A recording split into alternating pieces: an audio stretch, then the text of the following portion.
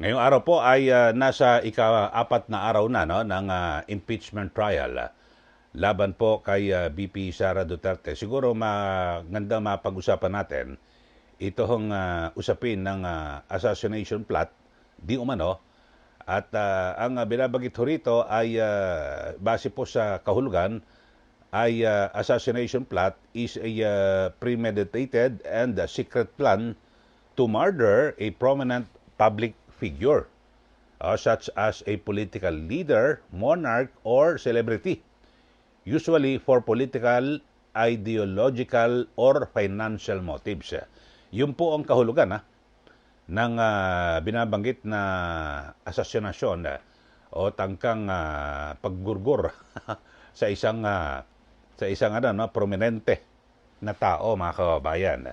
So napag-uusapan lang ho natin 'yan at syempre ito hong yung issue na ito nasa ika-4 na araw na pagharap ng testigo ng prosecution na kung saan ay kanilang pinabibigyan ng diin dito po sa usaping ito na may kinalaman sa di umano'y grave threats at asasinasyon na binitawan ni VP Sara Duterte, mga kababayan. At isa rin ho sa linawin ho na natin dito po sa ating episode ay ito hong pahayag ni Senator Chis Escudero bilang presiding officer na sabi niya hindi niya hiningi itong posisyon na ito at kanyang binigyan din na talagang base po sa kanyang, hindi lang sa kanyang paniniwala at base po sa umiiral na batas ay talagang 16 po. 16 votes, affirmative votes, yung pagsang-ayon na mapatalsik si VP Sara. Mga kababayan. So, yun ho, ipaliliwanag ho natin yan. Pero dito ho muna tayo sa issue po ng assassination plot na kung saan, ayun ho, maliwanag ho, sikreto. Secret plan. Pero bakit nabanggit ito ni VP Sara sa presscon? Ang liwanag ho, pag sinabi mo, ano ba yung assassination plot? Secret plan. Talagang planadong-planado. At talagang ang biktima, ibig sabihin, marami ho, detalyado, may koordinasyon, kukuha ng assassin, kung ano man, talagang lahat, pag talagang susubaybayan, lahat ng galaw, kung saan pupunta, tapos ano bang gagamitin dyan, pasabog, o ano man, di ba? At alasunin ba yan o kung ano man, di ba? So, yun ho. Pero bakit nabanggit ho sa presscon? Alam naman natin, napakarami hong media roon, no? Sa presscon at aking pananaw ho, mga kababayan, at base po sa inilabas ho na video noong nakarang trial, ay mukhang lumilito kung ano ang pinanggagalingan ng galit ni VP Sara. Yung ginawa po sa kanyang staff, yung chief of staff, 'di ba, kay Attorney Zulaika Lopez, na kung saan ay na-contempt, pinakulong diyan sa detention cell sa mababang kapulungan. Tapos hating gabi ay gustong ilipat sa correctional sa bilangguan ho ng mga convicted na ho ito, no, na mga talaga sa mga kababayan ho 'yon. Pero bakit hating gabi? Bakit hindi sa araw o sa umaga? Alam mo, palipasin mo ng gabi, kinabukasan ililipat ka doon. So, pero kung hating gabi ililipat ka, talagang mag-iisip ka at mukhang manganganib ang buhay mo dahil sa mamaya nasa daan biglang kunwari inaambos o kung ano man, di ba? Napakahirap. So, hindi mo maialis na ang ginawa niya magsumbong sa kanyang amo o sa kanyang boss. Kaya naman, talagang galit na galit ito si VP Sara at marahil bugso ng damdamin na nabanggit niya ho itong isyong ito, mga kababayan, na maaring pero conditional threat pag may ginawa ka sa aking masama, meron na akong tao na sinabihan na gawan ka na masama. Ganun din ho, mga kababayan. So, kayo ho, ano masasabi niyo ho rito at dito po sa isyong ito? Kasi ako, sasaliksik lang naman ho tayo at bago tayo magkomentaryo para mas maging patas at mas maging malinaw. Samantala, dito ho, dumako ho tayo dito naman sa issue na binabanggit ni Senate Impeachment Trial Presiding Officer Senator Chis Escudero na kanyang ipinaliwanag sa kanyang podcast, yung Cheese Whiz. podcast na kung saan ay kanyang inisa-isa at ano ba yung kanyang paninindigan dito po sa 16 votes ang kinakailangan o yung threshold na dapat na bumoto na pabor para ma-impeach po si VP Sara Duterte.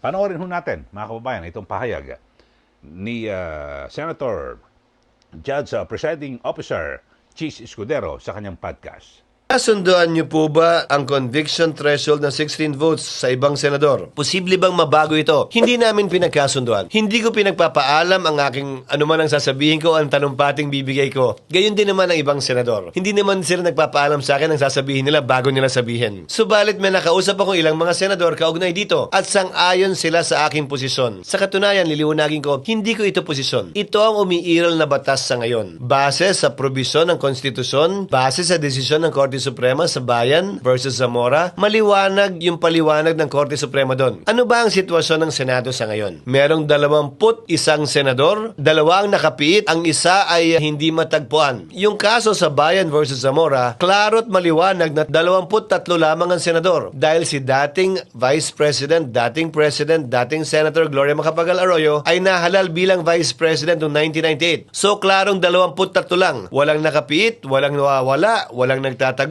klarong 23 lang. Pero ang sinabi ng Korte Suprema, sa pagratipika lamang ng isang tratado, ang bilang pa rin na dapat sundin ay 24, hindi magiging 23 dahil ang nakalagay sa pagratipika ng tratado ay 23 senators. Lalo pa siguro kaya kung impeachment ang pag-uusapan, na karapatan ng isang tao ang pinag-uusapan, hindi lamang karapatan ng isang tao, mandatong binigay sa kanya ng milyon nating mga kababayan. Mas dapat siguro na maging stricto tayo tulad ng sa pagratipika sa mga tratado. Gaya ng sinabi ko, ito ang kasalukuyang batas na umiral. Naalala ko yung aking professor sa Constitutional Law, the late former Professor Perfecto Fernandez. Sabi niya sa amin, when the trial court makes a mistake, it is appealable to the Court of Appeals. When the Court of Appeals makes a mistake, it is appealable to the Supreme Court. If the Supreme Court makes a mistake, it becomes part of the law of the land. Ito ang umiiral pong desisyon ng Korte Suprema, sang-ayon man po tayo o hindi. Kaya nga sinabi ko, kung sino man ang hindi sang-ayon sa posisyong ito, hindi lamang ng presiding officer, pati na rin ng impeachment court dahil wala namang umapila o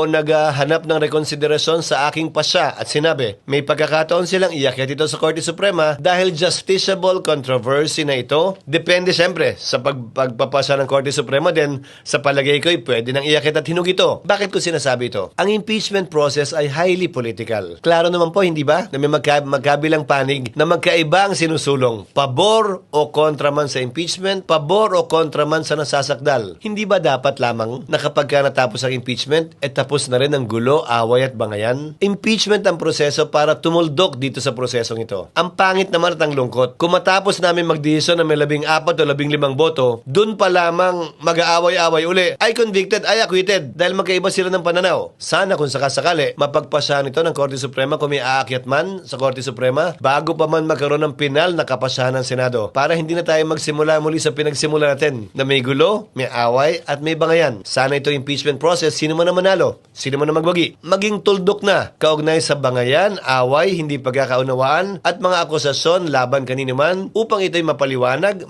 Yan po ang pahayag ni Presiding Officer Chis Escudero at kanyang binabanggit na kung sino man yung mga tutol sa kanyang mga paninindigan at pahayag, maaaring sila po ay pumunta sa Korte Suprema. Pero sabi ho niya, hindi raw ho ito na pagkasunduan o hindi na pag-usapan diyan po sa Senado o yung mga senator judges dahil sa kanyang pagkakaalam at paninindigan, yan po ang umiiral na batas. Na hindi naman kinakailangang pag-usapan na ito ang dapat na threshold o kung ano man, yan ang nasa batas.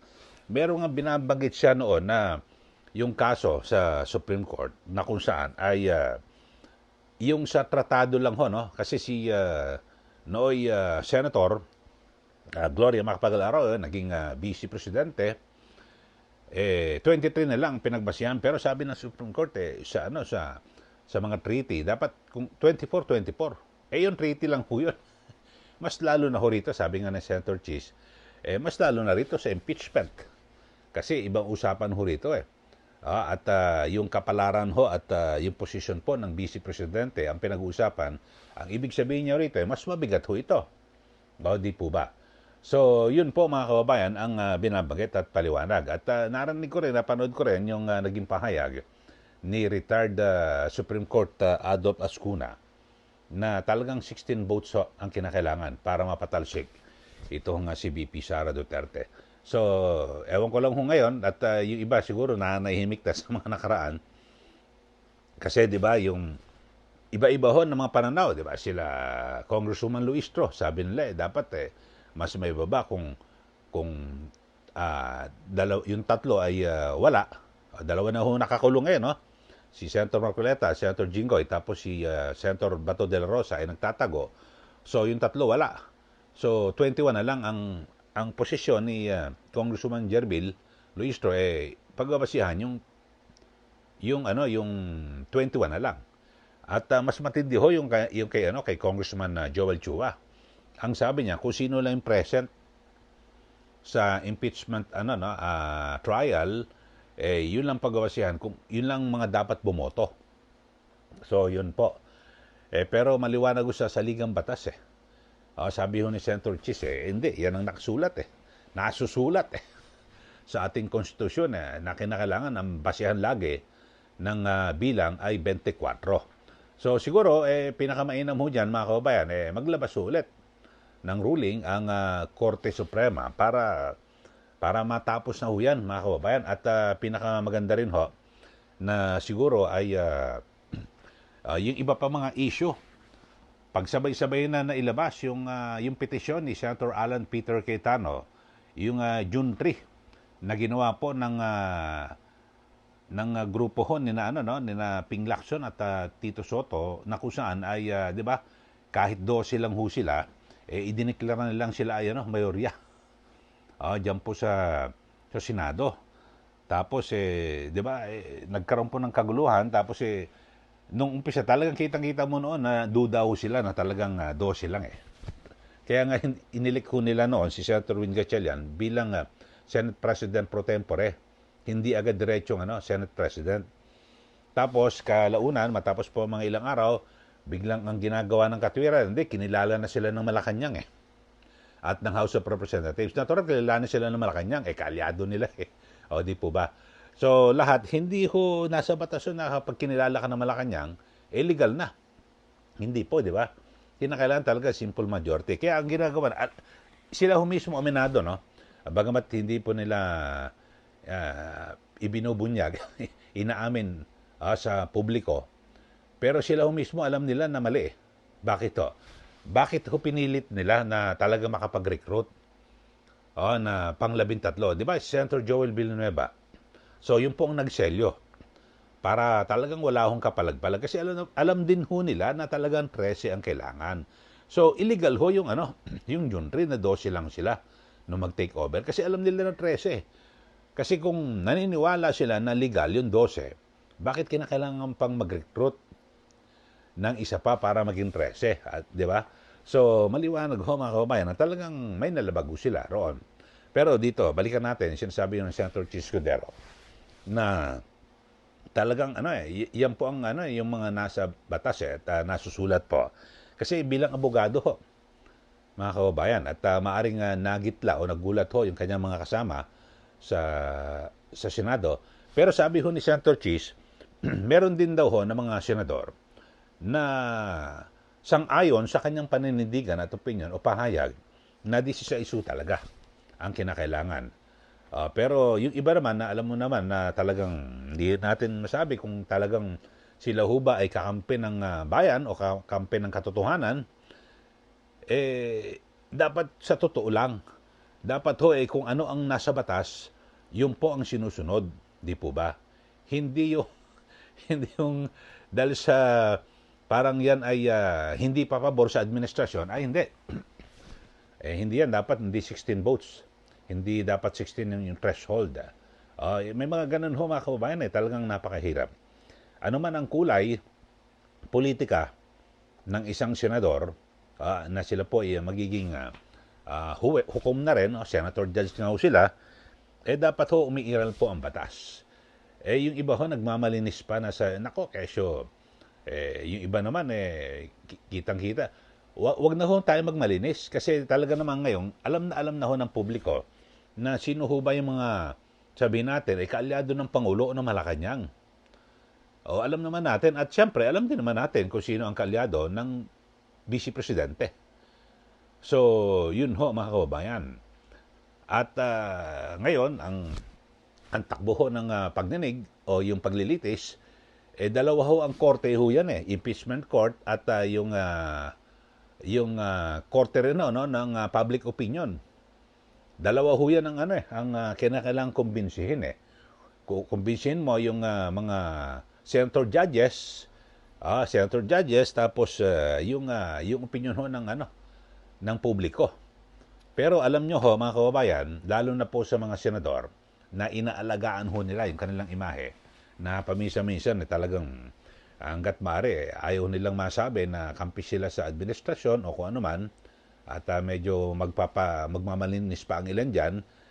Tapos naman, re-electionist ka naman, ay pag nakita mo kung ano man ang magiging opinyon ng mayorya ng mga Pilipino, doon ka papanig.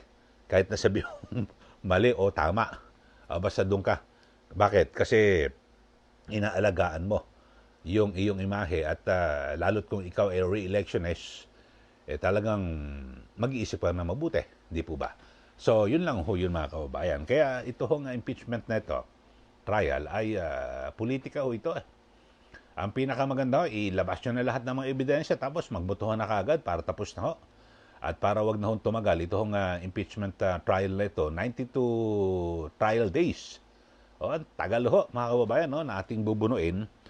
Pero dito ho, talagang isa lang naman ho ang sinasabi para talagang sirain ang imahe ni VP Sara Duterte. Pero mukhang hindi po umu-epekto kasi sa pinaka-latest survey ng Publicos Asia ay negative 27 ang nakuha na marka rating ni Pangulong Marcos Jr. Grabe ho, negative 27. Samantalang itong si VP Sara ay positive 28. So ang layo ho, mga kababayan, kabaliktaran na nangyari. So talagang napaka-popular pa rin ni VP Sara. Samantalang ilang taon na ho ito. Siguro mga 2 taon na inuupakan ho siya at talagang winawakwak ho sa media, lahat po pero hindi po may epekto. Mga kababayan. Samantalang si Pangulong Marcos Jr. naman ay ang sinasabi ho ni Jose Claire Castro na subsub ang trabaho o subsub ang mukha ang sarili sa pagtatrabaho at halos hindi na raw po nagpapahinga, pero mukhang hindi po umeepekto yung kanyang pagtatrabaho at talaga sabi halos hindi na raw nagpapahinga. Negative 27 pa rin. Noon negative 3, negative 5, negative 15, ngayon negative 27.